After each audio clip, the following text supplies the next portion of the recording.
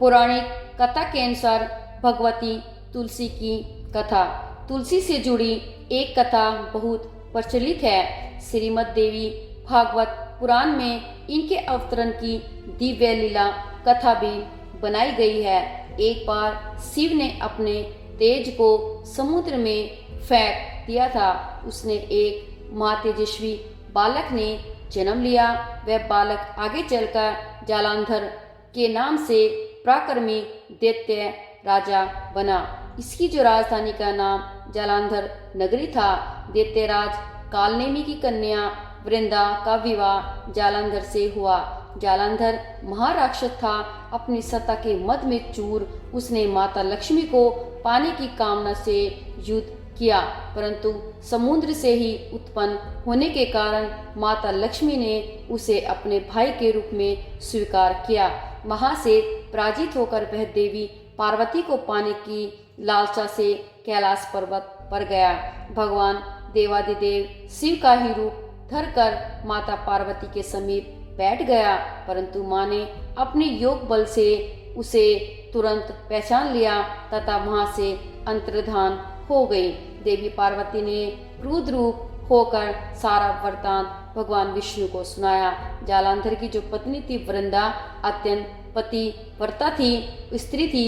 उसकी पतिव्रत धर्म की शक्ति से जालंधर न तो मारा जा सकता था और न ही पराजित होता था। इसीलिए जालंधर का नाश करने के लिए वृंदा के पतिव्रत धर्म को भंग करना बहुत ही जरूरी था। इसी कारण भगवान विष्णु ऋषि का वेश धारण कर वन में जा पहुँचे, जहाँ वृंदा अकेली भ्रमण कर रही थी। भगवान के साथ दो मायावी राक्षस भी थे, जिन्हें देखकर वृंदा भयभीत हो गई। ऋषि ने वृंदा के सामने पल में दोनों को ही भस्म कर दिया। उनकी शक्ति देखकर वृंदा ने कैलाश पर्वत पर महादेव के साथ युद्ध कर रहे अपने पति जालंधर के बारे में पूछा।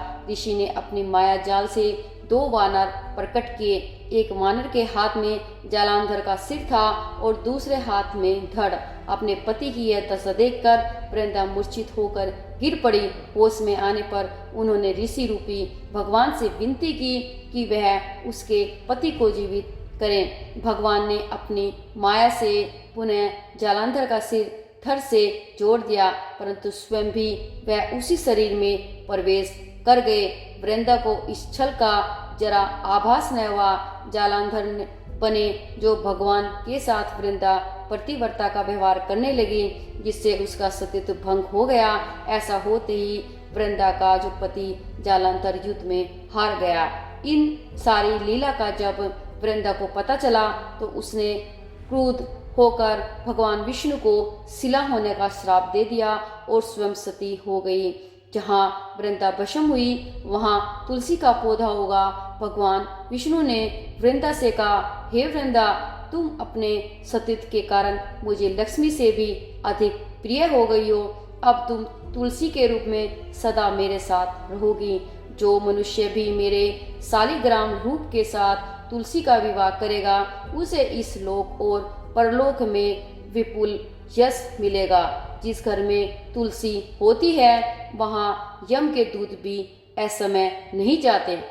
गंगा व नर्मदा के जल में स्नान तथा तुलसी का पूजन बराबर माना जाता है। चाहे मनुष्य कितना भी पापी क्यों न हो, मृत्यु के समय जिसके प्राण मंजरी रहित तुलसी और गंगा जल मुख में रखकर निकल जाते हैं, वह पापों से मुक्त होकर वैकुंठ धाम को प्राप्त होता है। जो मनुष्य तुलसी व आंवलों की छाया में अपने पितरों का श्राद्ध करता है, उसके जो पितर मोक्ष को प्राप्त हो जाते हैं। उसी दैत्य जालंधर की यह भूमि जालंधर नाम से विख्यात है। सती वृंदा का मंदिर मोहल्ला कोट किशनचंद्र में स्थित है।